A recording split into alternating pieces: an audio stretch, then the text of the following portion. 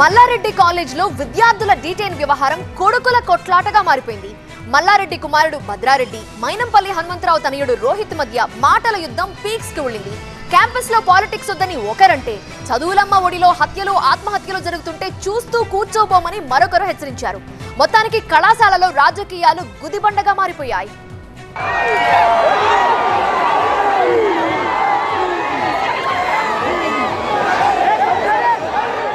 Mallareddy agriculture యూనివర్సిటీలో విద్యార్థుల ఆగ్రహ జ్వాలేది. కారణం కొంతమంది విద్యార్థుల్ని డిటైన్ చేయడమే. విద్యార్థులంతా కలిసి ధర్నాకు దిగారు.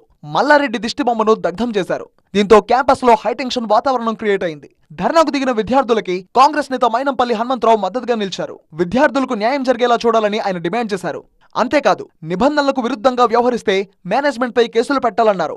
ఈ క్రమంలోనే మైనంపల్లి హనుమంతరావు తనయుడు మెదక్ ఎమ్మెల్యే రోహిత్ సీన్లోకి ఎంట్రీ ఇచ్చారు. అన్యాయం జరిగిందని విద్యార్థులు వస్తే ఖచ్చితంగా వాళ్ల కోసం కొట్లాడతామన్నారు. మీరు తొడగొడితే హీరోయిజం. ప్రతి ఒక్క ఐవీఎఫ్ క్లినిక్ లో మేము మీకు ఈ డిస్కౌంట్ ఇస్తాము, ఆ డిస్కౌంట్ ఇస్తామంటారు. కానీ మేము బిడ్డని ఇస్తాం అని ఎందుకు చెప్పడం లేదు?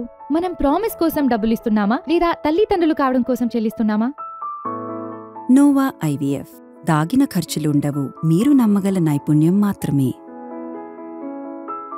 మేము పోరాడితే రౌడీయిజం అయిపోతుందా అని భద్రారెడ్డిని నిలదీశారు రోహిత్. మీరు తొడలు కొడితే హీరోయిజమా అంటే, అదే మేము ప్రజల కోసం పోరాడితే, స్టూడెంట్స్ కోసం పోరాడితే మాది రౌడీయిజమా అని చెప్పి నేను అడుగుతా ఉన్నా. అంటే వాళ్ళు ఎట్లా మాట్లాడుతా ఉన్నారంటే, వాళ్ళు చేస్తే వ్యాపారం, మేం చేస్తే వ్యభిచారం అన్నట్టు మరి వాళ్ళ తీరు ఉంది అని చెప్పి మరి మీ మీడియా మిత్రులకు మరి పేరున తెలియజేసుకుంటా ఉన్నాను. ఇవాళ మా పిల్లల పరిస్థితి ఎంత ఘోరంగా ఉందంటే, ఆఖరికి తినే అన్నంలో కూడా పురుగులు వస్తా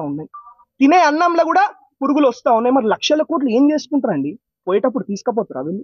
ఆఖరికి పిల్లలకు కూడా మంచి ఫుడ్ పెట్టనోళ్ళు, మంచి అన్నం పెట్టనోళ్ళు, మరి వీళ్ళు ఏం మనుషులు అని చెప్పి మరి మీ ద్వారా వాళ్ళని సూటిగా, I'm asking Mallareddy straight on his face, సూటిగా ప్రశ్నిస్తా ఉన్నాం.